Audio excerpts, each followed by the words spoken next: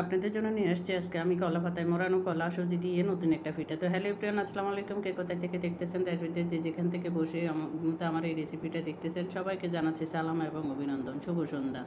Lovely viewers, আজকে আপনাদের জন্য একটা নতুন পিঠা নিয়ে আসছি। এই পিঠাটা আমি আরেকবারও তৈরি করে রেসিপিটা শেয়ার করেছিলাম, তো এবার আরেকবার শেয়ার করতেছি। এই পিঠাটা আমি মূলত তৈরি করে থাকি এখানে কলা সুজি দিয়ে এই পিঠাটা করে থাকি।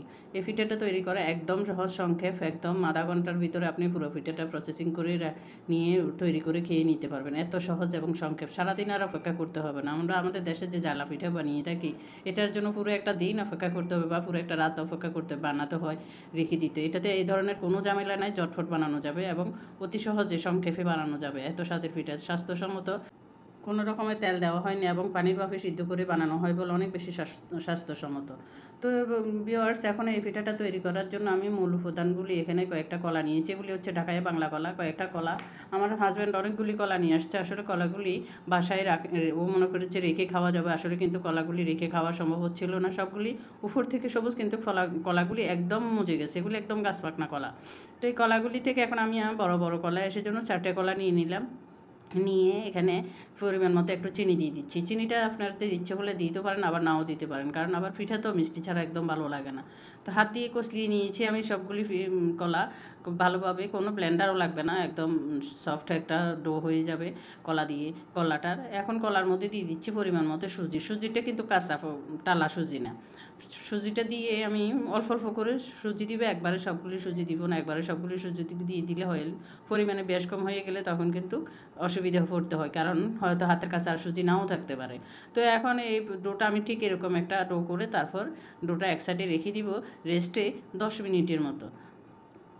10 মিনিট বেশি সময় লাগে না, এটা জাস্ট ওই সুজিরগুলি ফুটা পর্যন্ত, কারণ সুজিগুলি খইসা ফুটতে একটু সময় লাগে, এগুলি কণা কণা দানার আকৃতি, সেজন্য ছোট ছোট। তো এখন আমি ফুটতে দিয়ে দিলাম, 10 মিনিট অপেক্ষা করবো। এদিকে আমি আমার হেল্পিং হ্যান্ড বিটিকে নিয়ে চলে গেলাম পাশে কলা গাছ থেকে কলার পাতা নিয়ে আসার জন্য। ও আমাকে অনেক সাহায্য করতেছে, আসলে মেয়েটা অনেক বেশি ভালো। তো সহ নিয়ে গেলাম কাটার জন্য, কেটে নিয়ে আসতেছে। আমি আসলে এসব কাজ তত বেশি পারি না, আমি গাছের কোনো কাজেই মনে হচ্ছে আমি একটু আনাড়ি এই ব্যাপারে। তো এখন নিয়ে আসলাম, নিয়ে ওকে বললাম একটা ভিজে দানা দিয়ে ভালোভাবে ধুয়ে পরিষ্কার করে নাও। এদিকে ও কলা পাতাগুলি রেডি করতে করতে আমার কিন্তু এদিকে আমার 10 থেকে 12 মিনিটের মতো হয়ে গেছে। এদিকে দেখতেছেন আমার সুজি আর কলা দিয়ে মাখানো ডোটা কতটুকু ফুলে উঠেছে। এখন এখানে আমি দিয়ে দিব আগে থেকে রেডি করে রাখা কোরানো নারকেল, একটা ডিম দিয়ে দিচ্ছি, একটা ডিম। এরপরে দিয়ে দিচ্ছি বেকিং পাউডার। বেকিং পাউডারটা হাতের কাছে আমার যা ছিল তাই দিয়ে দিলাম, আসলে আমার বেকিং পাউডারটা শেষ। এরপরে দিয়ে দিলাম 1 চিমটি বেকিং সোডা। এরপরে দিয়ে দিলাম 1.5 চামচ বা 2 চামচ পরিমাণ দুধের গুঁড়ি আর একটু সাদা তেল আর পরিমাণ মতো লবণটা দিয়ে ভালোভাবে মেখে নিব। আমি সবগুলি একসাথে ভালোভাবে মেখে নিব, যেন একদম সবগুলি মিশে যায়। দিয়ে এখন একটু আমার কাছে মনে হচ্ছে ডোটা একটু বেশি শক্ত, সেই জন্য আমি সামান্য পানি দিয়ে দিলাম। পানি দিয়ে আর একটু ভালোভাবে মেখে নিব। মেখে নিয়ে এরপরে মেখে নিয়ে এদিকে আমার কলা পাতাগুলি সব রেডি হওয়ার পরে এখন আমি এই ডোগুলি রেডি করে রাখা ডোগুলি থেকে পরিমাণ মতো 1 চামচ পরিমাণ, এখানে একদম বেশি দিবেন না, একদম আবার কমও না, পরিমাণ মতো কলা পাতার মধ্যে একটু ডো দিয়ে দিচ্ছি। ডো বা ব্যাটার যেটা বলেন, এই যে কাইগুলি এরকম ঠিক একদম বেশি শক্তও না, আবার বেশি নরমও না, একদম পারফেক্ট একটা কাই হয়েছে আমার সুজি আর কলার। তো এখন এই যে কলার পাতা দিয়ে ঠিক এভাবে আমি সবগুলি মুড়িয়ে নিব, একদম সংক্ষেপ সহজ মোড়ানো, এটা কোনো ধরনের সমস্যা হবে না। আমার কাইটা আমার এভাবে দিব যেন দুই দিকে বেড়ে হয়ে যায়, কারণ পরে দিয়ে এগুলি যখন চুলাই দিব তখন এগুলি অটোমেটিক এদিকে আর একটু বেড়ে যাবে। তো এভাবে দিয়ে আমি সবগুলি দিয়ে দিলাম। এখন আমার হেল্পিং হ্যান্ডে ওকে বললাম যে তুমি একটু দাও, দেখি যে মেয়েটা অনেক সুন্দর করে দিচ্ছে আলহামদুলিল্লাহ। সে বলে যে আমি কখনো দিই নে, আমাকে একটু দেখাই দেন। আমি দেখাই দেওয়ার পরে ও সবগুলি বাকিগুলি সবগুলি বানিয়ে নিল। আর আমি এদিকে চুলায় পানি দিয়ে গরম করে নিচ্ছি একটা স্ট্যান্ডের সাহায্যে। স্ট্যান্ড দিয়ে এদিকেও বানাচ্ছে, আমি দিয়ে দিলাম পানিটা ফুটে ওঠার পরে। দিয়ে এইভাবে প্রথমে চারটা দিয়ে দিলাম, একটু কিছুক্ষণ 5 মিনিটের মতো সিদ্ধ হয়ে গেলে ওগুলি যখন একটু শক্ত হয়ে যাবে তখন উপর থেকে আরও কয়েকটা পিঠা আমি এভাবে দিয়ে দিলাম। এভাবে আমি একে একে সবগুলি পিঠা দিতে থাকবো। যেগুলি দিব ওগুলি যখন একটু শক্ত উঠবে আবার উপর থেকে এভাবে ভাজে ভাজে পিঠাগুলি দিব। পিঠাগুলি দিয়ে এরপর অপেক্ষা করব আরও 10 মিনিটের মতো, চুলায় জাল দিব।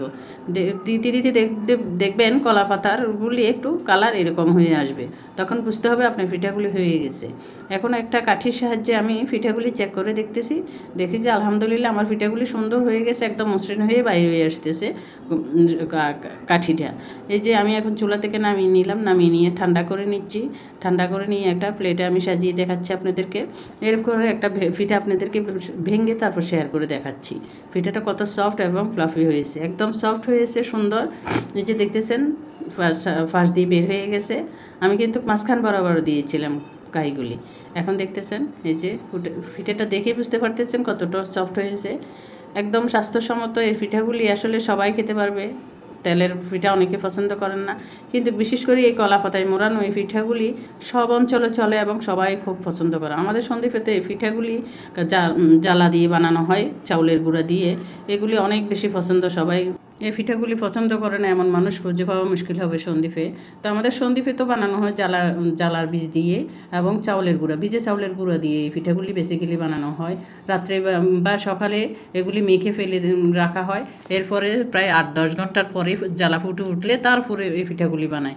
আর চট্টগ্রামে দেখি যে চট্টগ্রামের কলা দিয়ে যে বিন্নি চাউলের দিয়ে এই পিঠাগুলি বানানো হয়। আসলে বিন্নি চাউল আমি কখনো এগুলি ব্যবহারও করি না, বুঝি না অত ওই সম্বন্ধে।